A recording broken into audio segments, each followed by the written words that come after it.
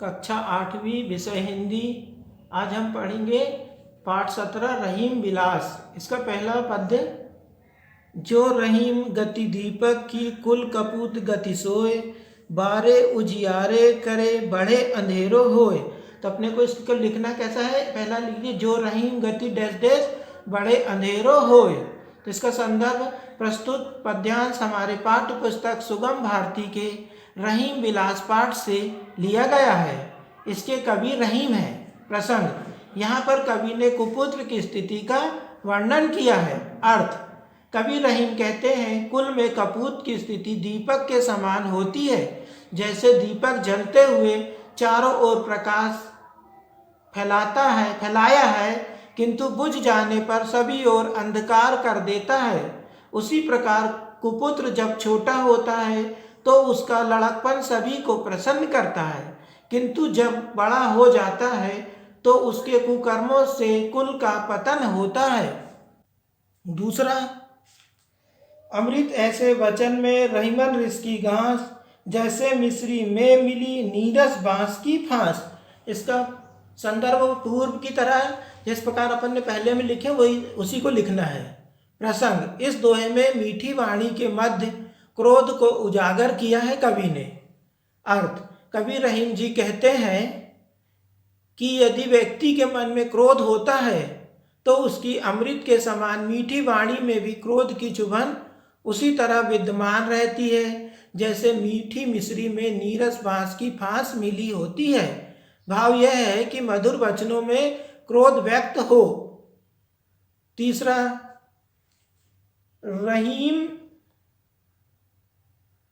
रहीम जिबिया बावरी, कही गई सरग पताल, आयो तो कहीं भीतर गई जूती खात कपाल। इसमें प्रसंग पूर्व की तरह रहेगा, वो पहले वाले का देख के लिख लेना। अर्थ, संदर्भ पूर्व की तरह रहेगा और प्रसंग में कवि ने वाणी पर संयम रखने का परामर्श किया है।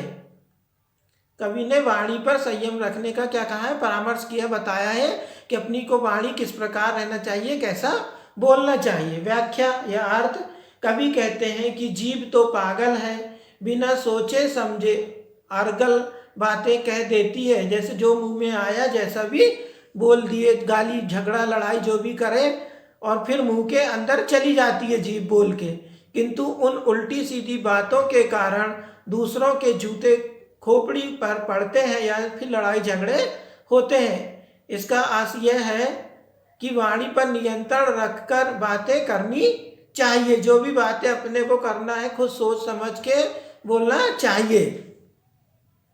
अब इसके बाद चौथा पद्यांश।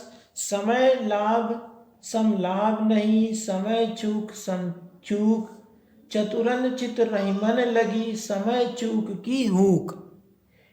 इसका संदर्भ पूर्व की तरह रहेगा।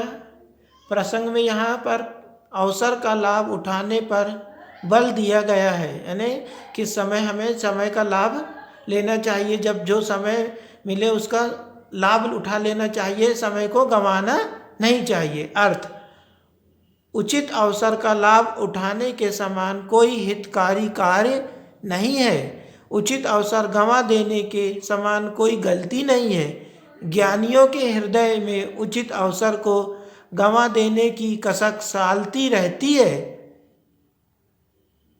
इसके बाद अपन प्रश्न दूसरा, अति लघुत्री का प्रश्न पहला, कपूत की गति किसके समान होती है? तो उत्तर है कपूत की गति दीपक के समान होती है।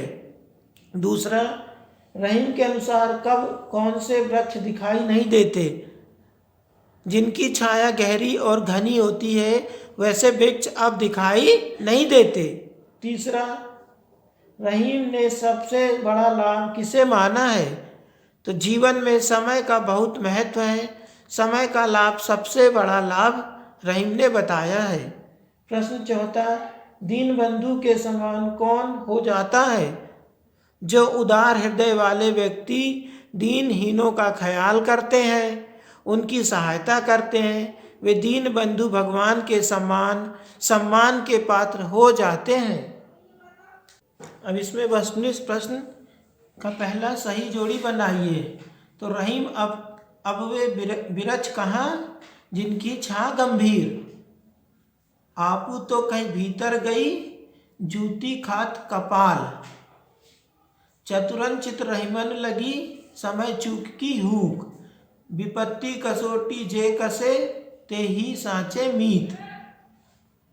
खा सही विकल्प चुनकर रिक्त स्थानों की पूर्ति कीजिए। खाली स्थान ऐसे वचन में रहीमन रिश्की घास तो अमृत, बा चतुरंचित रहीमन लगी, खालिस्तान चूक की हुक तो समय, सा खालिस्तान देखिए रहीमन मन कोयल साधे मौन पावस, दा जल में उल्टी नाव जो खींचत खालिस्तान के जोर तो गुण।